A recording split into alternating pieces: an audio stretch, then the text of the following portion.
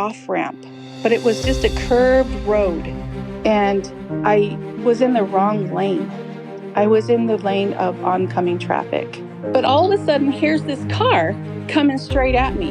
And it was way, way, way too late to do anything. Thinking, okay, that's it. This is Touched by Heaven. Everyday encounters with God. Those moments when heaven and earth collide and we see God. We see His hand reaching out to us, attempting to get our attention, inviting us into a closer relationship. Here we share stories of encounter with angels, divine intervention, prophetic dreams, visions, near-death experiences, big and little God incidents. I'm your host, Trapper Jack. Welcome to episode 198.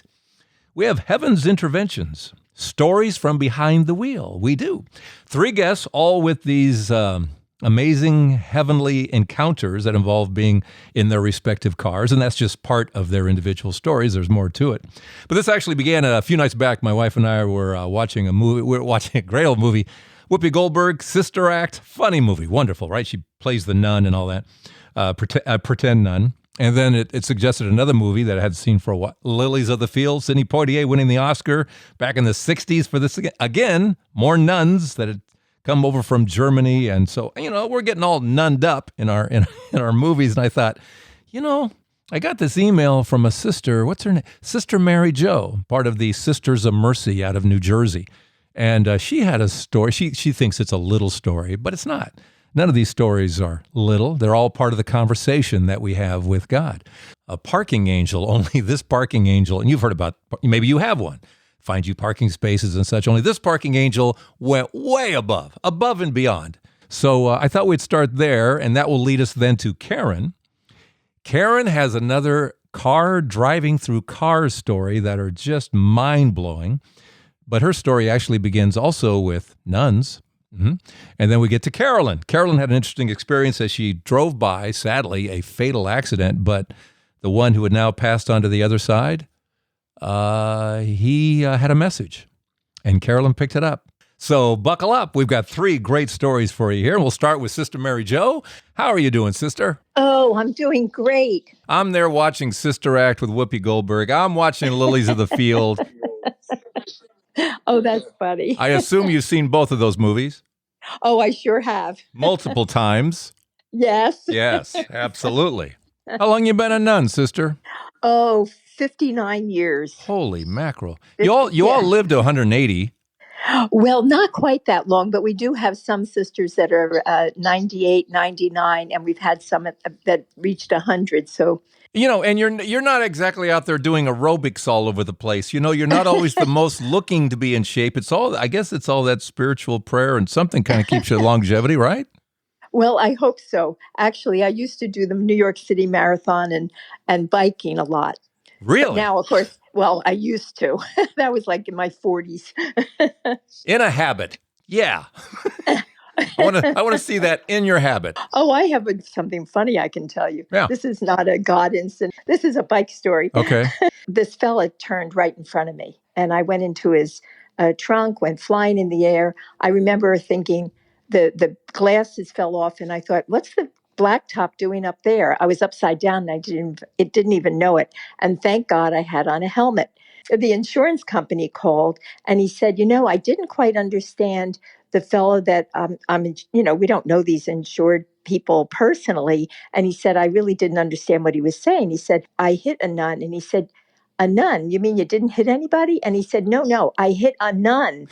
And he said, you mean a religious sister? And then he pictured me with a habit. And the other fellow said, no, I don't think she'd do drugs. Nobody's understanding anybody in that conversation. Well, how did you find us, sister? Well, I love to listen to near-death experiences. They are so uplifting for me. And I don't know how I came across yours. It must have been on YouTube. And what I loved about it was like everyday encounters with God and, inviting us to a closer relationship. And when you said big and little God incidents, I was thinking, I have some little God incidents. I didn't have any near-death experience or, this phenomenal experience that so many people have had. But I've had a number of very personal things that I would consider amazing. And in fact, I think one of the things, the first thing that I ever heard you talk about was Our Lady of Guadalupe, and and how amazed you are that the priests don't preach about this on the altar. I mean, there's so many, like the Eucharistic miracles. I've seen them on YouTube as well, and they are so uplifting. They encourage me in my faith. And so when you mentioned that, I think I've got to hear him more. So that's when I started listening. Have you figured out why they don't talk about it? And I love priests. I love, and by the way, you're not a nun, you're a sister because you're not cloistered. That's right. Cloistered means, right? Okay. Oh my gosh, you're the first person that knew that one. Yeah. If you're a cloistered nun and not going out, you're a nun. Yeah. And if you're out, then you're a sister. Okay. So, that's right, yes. What is your theory on why clergy doesn't embrace the science that we have? Because we're always being told there's no science in God, and I'm going, my gosh, do you know Our Lady of Guadalupe? Do you know Eucharistic miracles? So why aren't they embracing it? I don't know that they don't embrace it, but I guess their homilies just don't cover it. Like they stick to, their homilies are on the readings of the day, the Sunday readings or whatever. And I just love the stories. I think they're, the Eucharistic miracles and everything. And I would love to hear that from the pulpit. Yeah. Seems, yeah. I don't. I'm just wondering. No, I know. I'm just wondering. Yeah, me too. But I'm telling you, I'm listening to your podcasts, and they have been so uplifting. Yourself, and the things that you say, as well as your guests. So I just want to say, God bless you in your ministry. That's quite a ministry. It's been wonderful. Thank you so much, sister. Love it all. I love it all. And I believe you got more than one story in you, sister, to be honest with you. I got to believe you have more than one story. But I do want you to tell the story that you emailed me about. I'd love to. What happened? When we entered, we were given names, and we were called bands. It could have been class or party or something, but we were called bands. And our band was named the Holy Angels Band, believe it or not. This is a group of sisters? Yes, that enter at the same time. That's right. Okay. So one of our sisters, Sister Marcia Sikowski, had died right before our 40th anniversary. And we as a band used to get together about once a year and, just have a good time together. But anyway, this time we went into Ocean Grove and we thought, let's go to Dave's Ice Cream. And we love Ocean Grove and we love ice cream. So when we got there, though, the parking was incredible. And they must have had some kind of an art fair or something like that. There was just no parking. So we were thinking maybe we'll have to turn around and just do something else. And from the back seat, Sister Linda said, I'm going to ask Marcia for a parking space. And with that, a car pulled out in front of Dave's Ice Cream. A car pulled out. We pulled in.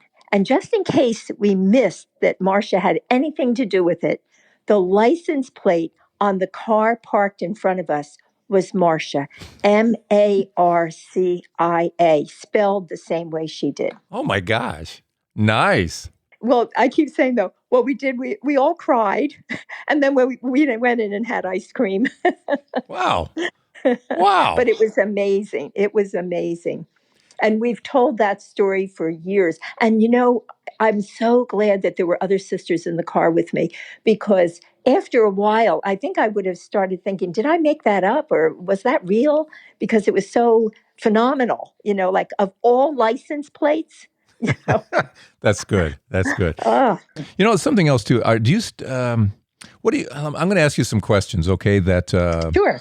Just different things that pop into my head about this stuff, and I always find it interesting to talk to priests and nuns about this stuff. I keep wanting to call you a nun. You're not. I know what you mean. It's kind of interchangeable, but not. Yes, right. For some, like if I say Medjugorje to you, you say what? I was there. And? It was a wonderful experience.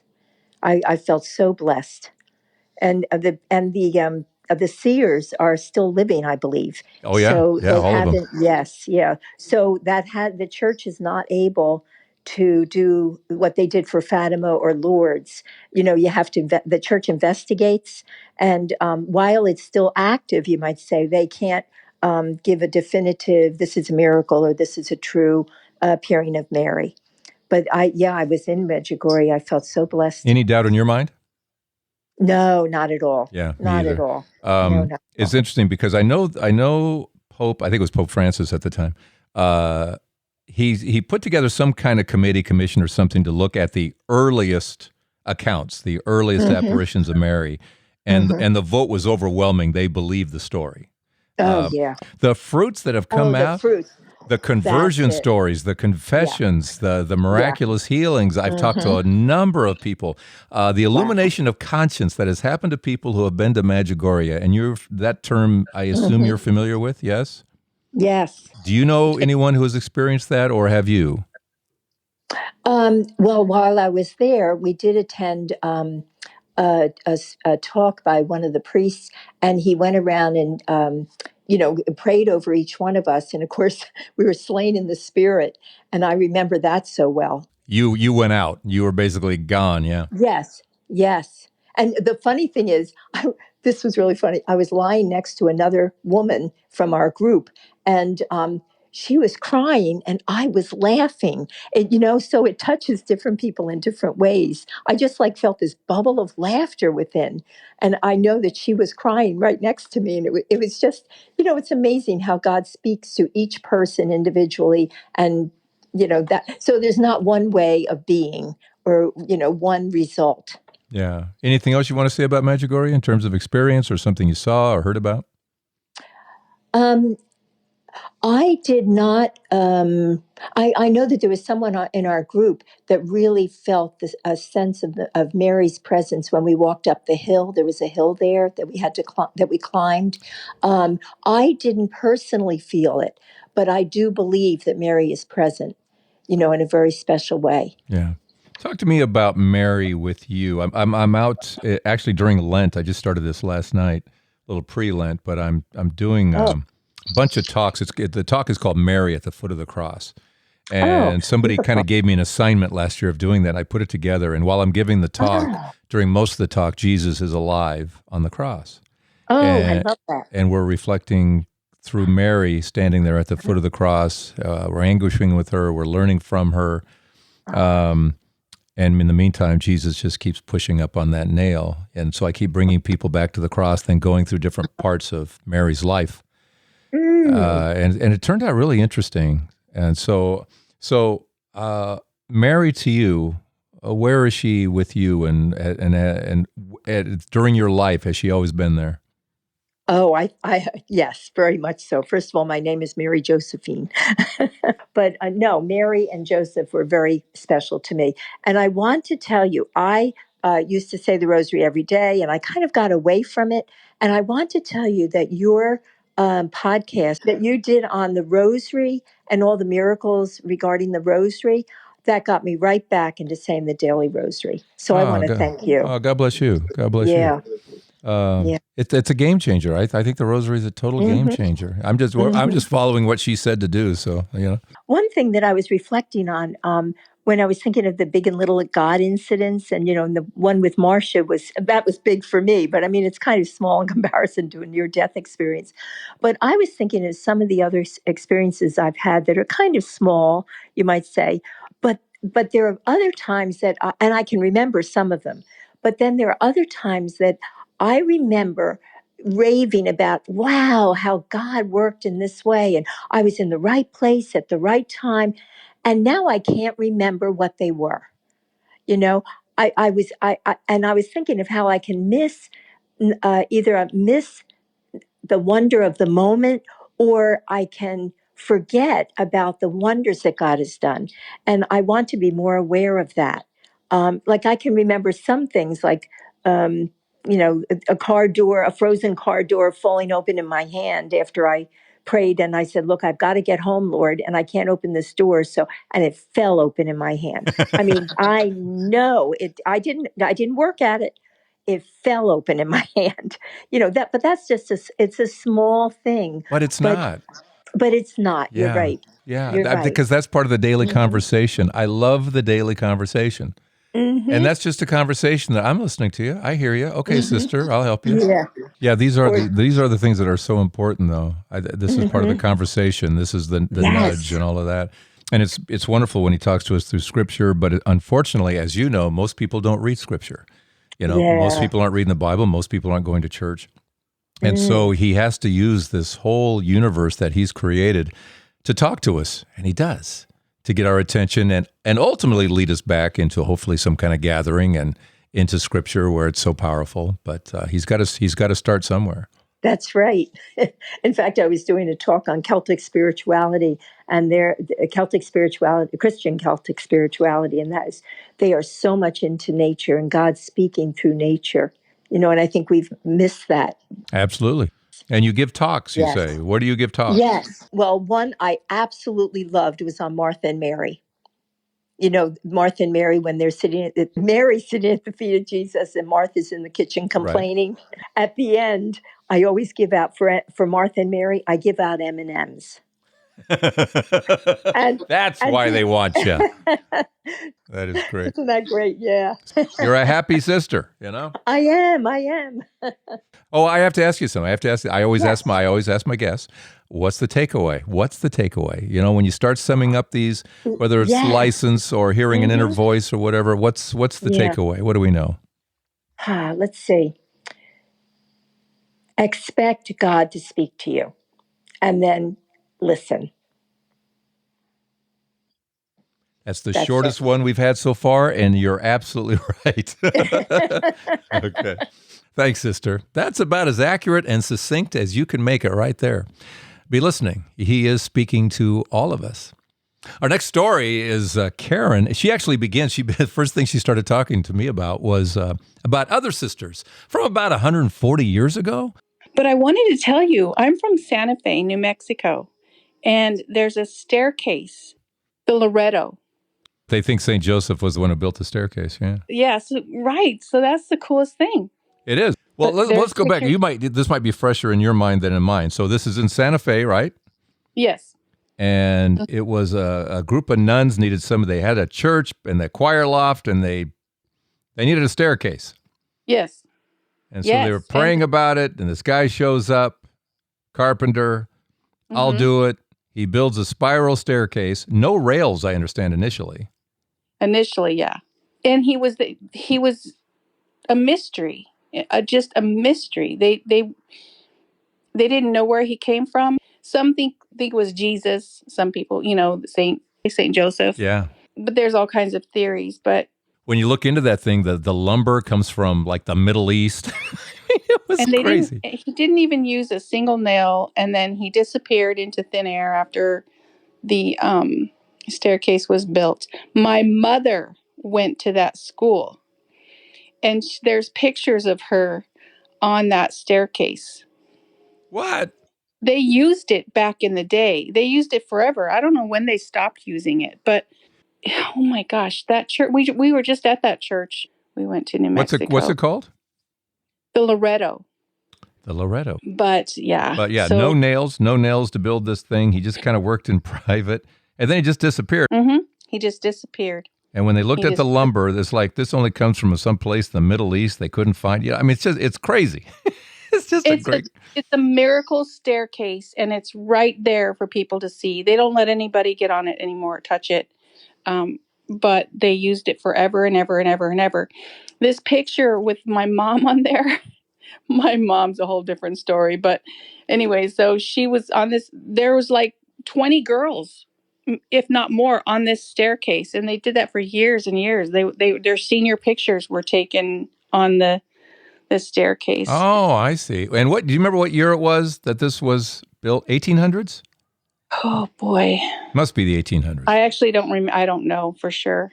Well, now I can fill in the holes. It was 1879, and the architect that was building this chapel had everything done but the staircase that would connect the floor up to the choir loft, and he died. So the sisters there at this Loretto Chapel prayed a 9-day novena. It's a 9-day prayer to St. Joseph to intercede for them. He was a carpenter, so we need a carpenter. Send us a carpenter. And sure enough, on day number 9, here comes Mystery Man, and he says, I'll do the job, and he has his tools, and he ends up getting this lumber that isn't from around that area, and he works in private by himself, and he ends up with this double spiral. It's a 20-foot tall staircase, double, going around twice, with no nails, with no handrails. I mean, he wasn't working with power tools or anybody else, and somehow when he left, this is just a marvel. It really is just a marvel. He left. He didn't ask for payment or anything. He just left and leaves us with this great story of people scratching their heads going, was that Joseph? How did that all work, Your mom lived there? She went to that church, that school. Her mom sent her to that school. It was all-girl Catholic school. We were all from there, and she hated the church. She grew up, was forced to go to this Catholic school. The nuns were not nice to her. We grew up hating the Catholic Church because of my mother. So did she die hating Catholic Church and the whole thing in her upbringing? She's still alive hating the Catholic Church. Oh, really? Really? She's still alive hating me because I love God, so it's just Oh, I hope it's not that bad. It is that bad. My Really? mother hasn't talked to me in 9 years. You say she hasn't talked to you in 9 years? 9 years. Because you know God?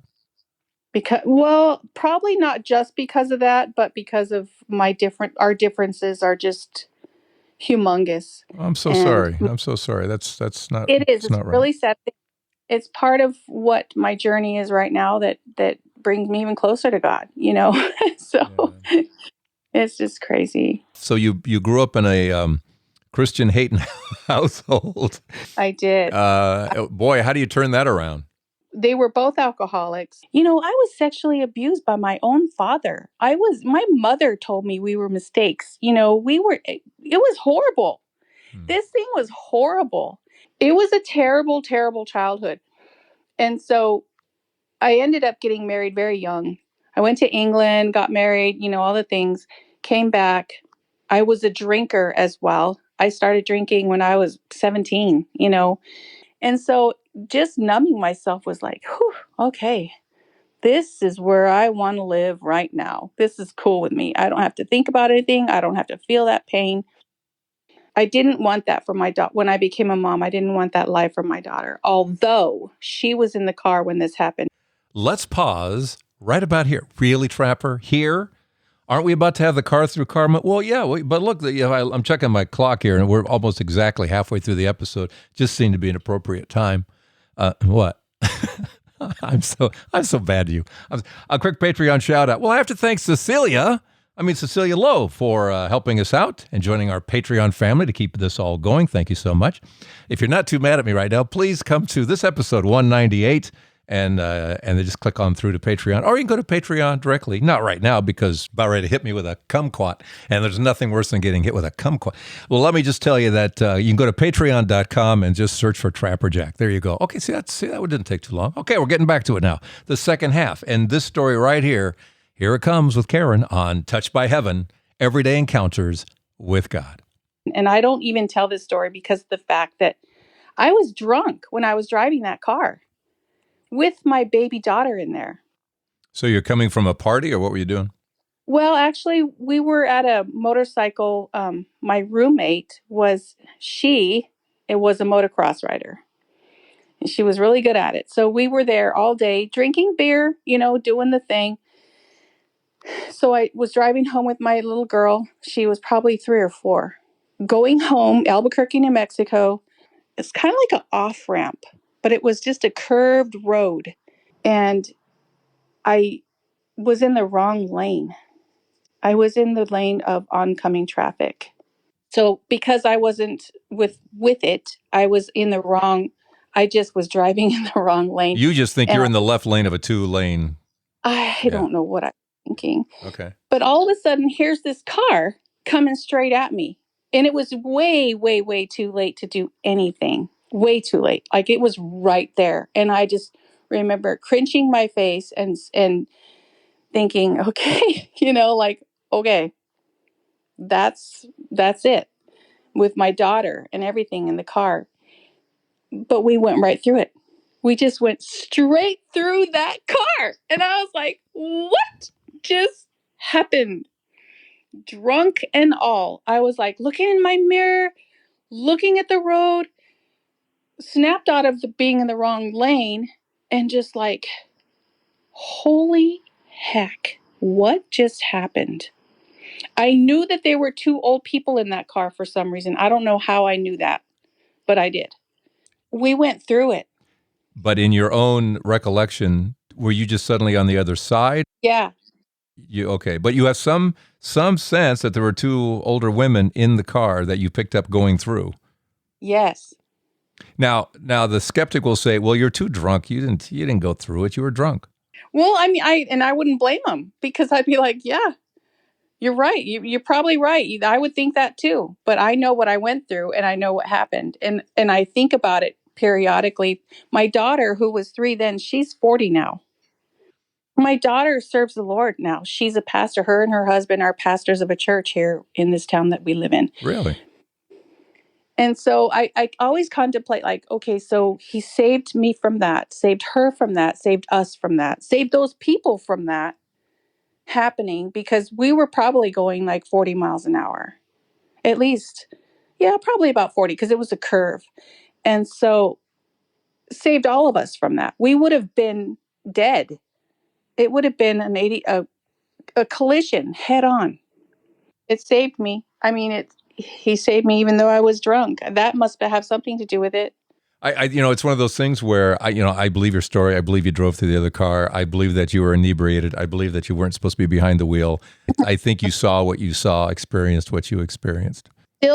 He still didn't feel like, okay, well, she's just a drunk idiot, just let her go, No. So. As I always say, he's got the DVR. He already knows where your life is going based on your choices. And he inserts himself, what they call it, the invasion of grace, is how I've been hearing it lately. This invasion of grace, where he invades right into our life, as he did right there in that car. Because he knows, given time, you are going to change. You're going to go through the rehab. You're going to be sober. He sees all of that, but he's got to keep you alive for that. He wants you in heaven with him. Had you died in that moment, I'm not sure where would you be, And my daughter. And my your daughter. Such a blessing to so many people. Oh, wow. And here's the other thing, too. He wanted you to experience that, as he wanted them to experience that. He could have delayed either one of you 10, 15 seconds, whatever, to take you away from that moment. You know what I mean? He could delay us. They can shift us around a little bit. He allowed that to happen. Yeah. He wanted that to happen. And on the other end of it, those two ladies, who knows? They could be the most saintly women that were on their way to do more saintly good things that he just wasn't about to take them out either, Whoa, I would love to get their take on that situation, because they'll be like, what? That car was headed straight for us, and then all of a sudden it's in our rearview mirror. They're on another podcast right now telling the story. Yeah. That's the way I look at it. But then what, about a decade ago, when you're at the bottom, you kind of had your come to Jesus moment? I remember the day that I was crying out to Jesus. I was like, you have to save me or I'm going to die. Right now, this is it. And 3 days later, I was in a rehab in LA, California. And from then on, it was just pure, building and healing and knowing and growing and learning to love God and learning to studying. It was a discipleship. Congratulations. Thank you. It was the worst, hardest, best thing of my life. It's just my whole life revolves around the miracle that's life. That's us. Thanks, Karen. The miracle that is life. Yeah. And why you can never give up on that life. You never know. You never know what's going on behind the scenes. It's why you can't judge anybody. You just don't know. Karen came a long way back. You just don't give up on anybody, including moms and dads that don't seem to be in the right place either. You never give up. You keep praying, right? And another dazzling car through car story. We're just collecting the whole set, Which brings us to Carolyn, because when I was talking to Carolyn, what does she bring up first? Just real miracles, that you can't explain somebody having a truck drive right through their car. I have a friend that happened to, but, things like that, you just can't explain. No, not without there being a force in there somewhere from the outside. Something's going on, man. Something is happening. You know? Absolutely. Absolutely. So growing up, was there faith in the home, or what was going on in your home life in the beginning? Oh, yeah, there was a very strong Christian faith, but I grew up wanting very badly to be able to trust God, but because of the abuse and so on in the house, it was very hard to believe that God was a loving God. And when I was probably 24 and my children were real small, I had my first real magical experience with Jesus. And then I thought everybody had those. It was one of those things that helped you process that there must be something special to life. Let me just give you one, okay? Sure. Okay. I was coming back from Charlotte, North Carolina, where my parents had lived, and I had gotten to just about to Parkersburg, West Virginia. And I looked ahead, and there were all these lights going on, red lights and so on. And I thought, well, that's interesting. Nobody's slowing down. Well, I guess when I get up there, I'll know whether I need to stop or slow down. So anyway, when I got up there were, a wrecker and ambulance, police, all kinds of things. And I noticed that there was a truck that was kind of in an embankment. Just ahead of that, as I kept going, there was a body laying in the grass, and he was covered up, and just his feet were sticking out. And as I passed, all of a sudden, he started talking to me. And now I'm used to listening to angels and talking to angels because I've done angel sessions for a long, long time. And but I'd never talked to anybody who had just made their transition. And all of a sudden this guy said, "Wow, I'm still alive. This is amazing. I am still alive. You've got to call my family and let them know I'm still alive." You're in the car and somehow able to hear him on a spiritual level? I'm driving. Yeah, it was in my head, in my conscience, but it was so loud that there was no way I could deny it. Does that make sense? Yeah. Okay. So you're assuming it's coming from that guy, the guy who was all covered up. Absolutely, absolutely. Probably. And this is a first for you. Absolutely. Okay. And he said, I responded by just saying out loud, well, I'm sorry. I don't know anything about you. I wouldn't know how to get in touch with your family or anything. And he said, "You've got to get a hold of my family and tell them that I am alive. The only thing I lost was that hard physical body.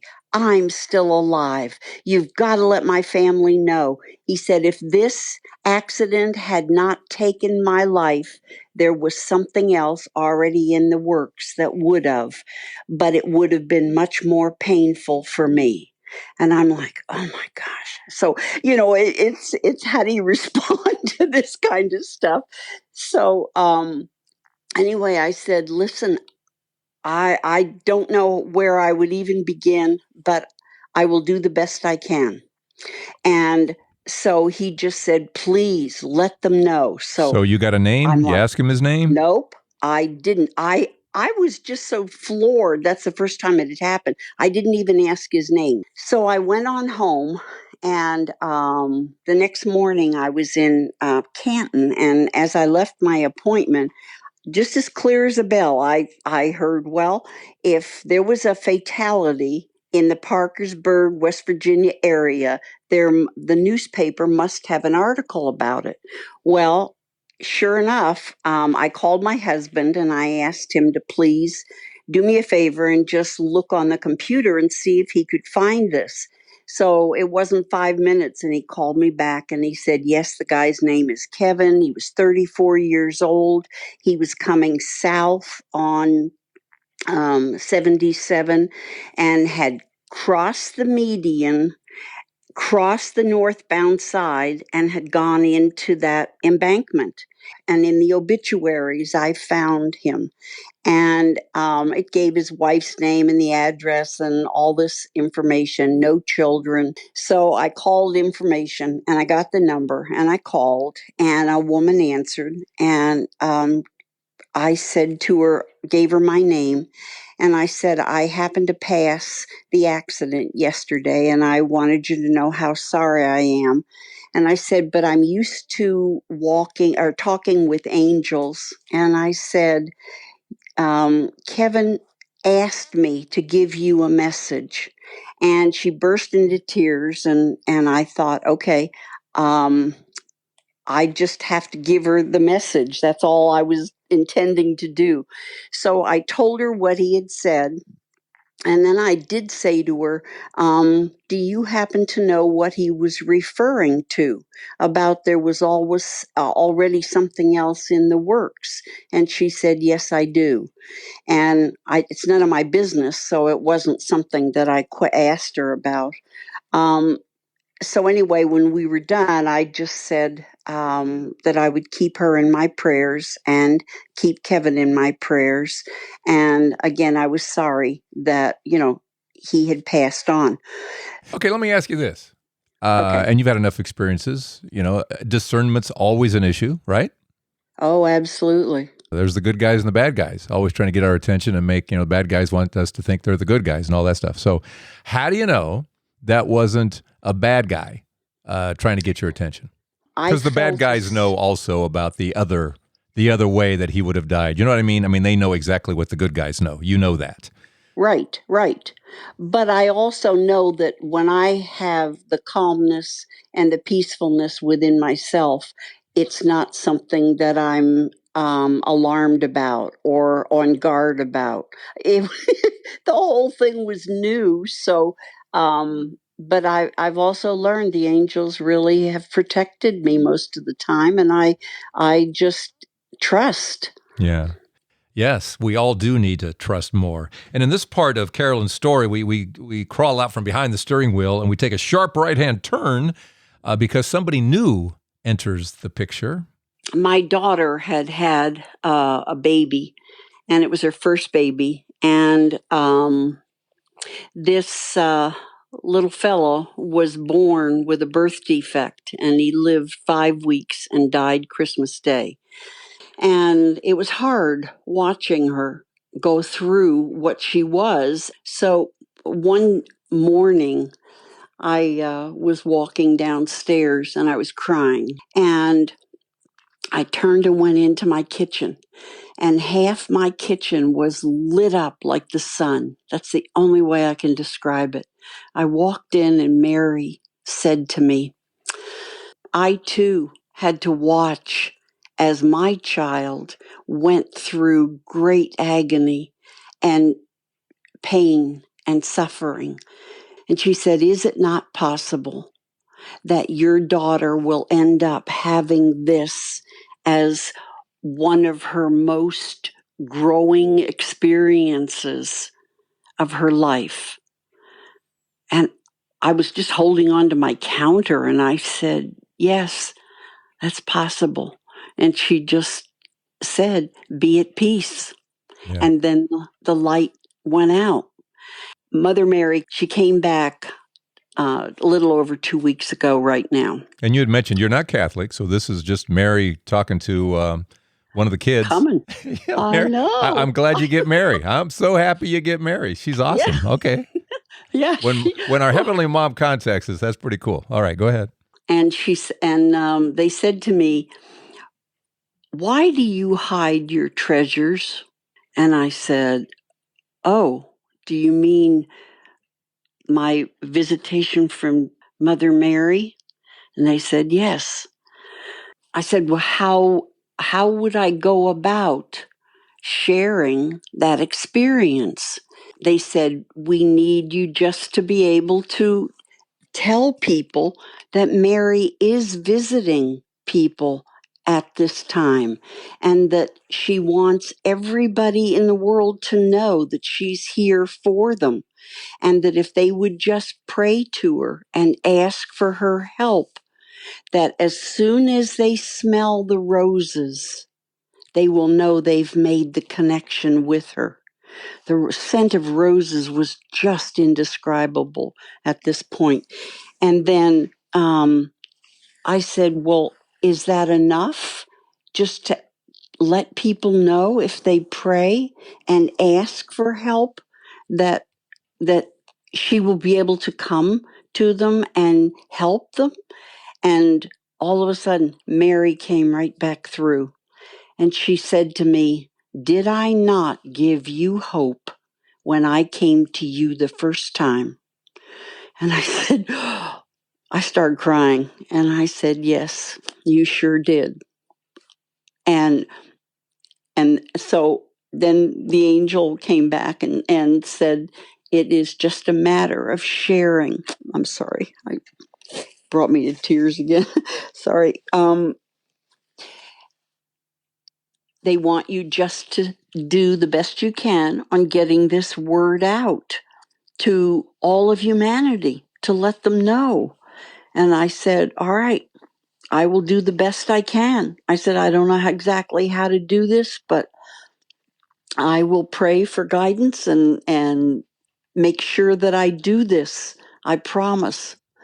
So how long ago is that what you're doing now, basically? Yes. Is this unusual for you to be doing this right now? Oh, absolutely. Okay. I've never had her ask me to do something before. Okay. Never. And Mary works with you a lot. You must know that, do you? Yeah, she's everything. I'm seeing her. I'm seeing her blue right now. Every now when she shows up strong, her blue, just covers everything. And so, yeah, I go to her for everything. I mean, you can walk, as I say, you can walk to church, or you can have her pick you up in the vet, because she has a vet that will take you to Jesus faster than anybody. It sounds counterintuitive, but she is so there for me. Yeah. Do you smell the roses? I have at times. Overwhelming. Yeah. It's just so beautiful to smell the roses and just know that means she's there with you. It's time for me to come out and be who I am and not worry about what anybody thinks of me or says or anything else. I just have to be me and be honest. And I pray all the time for guidance and direction and how may I serve. That's my prayer all the time. Thanks, Carolyn. How may I serve? What a great question. That's kind of a unique story, driving by and suddenly there's someone on the other side, somebody named Kevin. And Kevin is somewhere right now. He's an eternal being. And just a reminder again that it never ends. It never ends. From Marcia, the sister who's in the license plate and all that, God sending a message. I've got her. To Karen and the impossible happening, just defying physics, because with God, all things are possible, in order that he'll save her physically so that he can save her spiritually a little later on. He's got the DVR showing this is what she needs now and giving her that experience. To Carolyn and the drive-by, and then the experience with Blessed Mother Mary, something new for her in the last several weeks. And just to kind of continue that thought, and that she's supposed to, spread the news of Mary, is that, and as we do this program, I usually kind of don't do current events per se, but I'm going to here, because as we're talking right now, Russia and Ukraine are in the news all the time. And in case you're not aware, I want to bring you up to speed on something. In these appearances, Mary has appeared a couple of times in a big way. Back in 1914, 3 years before Our Lady of Fatima, in Ukraine, in a place called Horushiv, Mary appeared to 22 workers who were kind of mowing the lawn. They were mowing the fields in Ukraine. And she appeared to 22 holding her infant son, Jesus, and she said to them, this is 1914, 2 weeks before World War I was about to break out, she said, you're about to go through some heavy persecution for 80 years. There will be world wars, plural. Russia, and keep in mind, we are 3 years away now from the Bolshevik Revolution, 3 years away from communism takeover. 3 years before that, Mary said to these people, she said, you're going to be oppressed. Russia is going to become godless, and you won't have independence for 80 years. And it turned out to be actually 77. In 1991, they became independent. Ukraine did.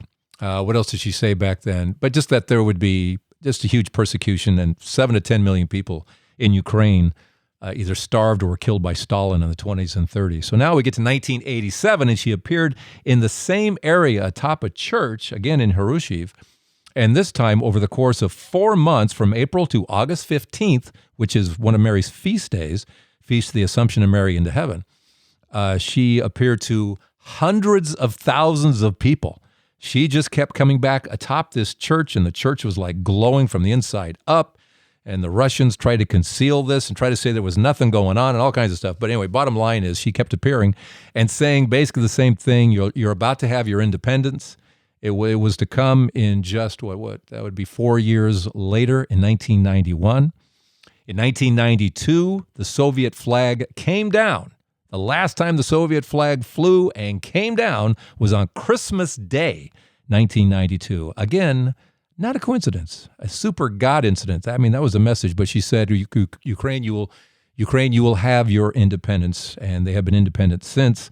And now we pray for Ukraine and its protection, and we pray for Russia too, that the light go on, that the light of the world shine on that country, and that it reverses what's been going on here of late, for peace in this world.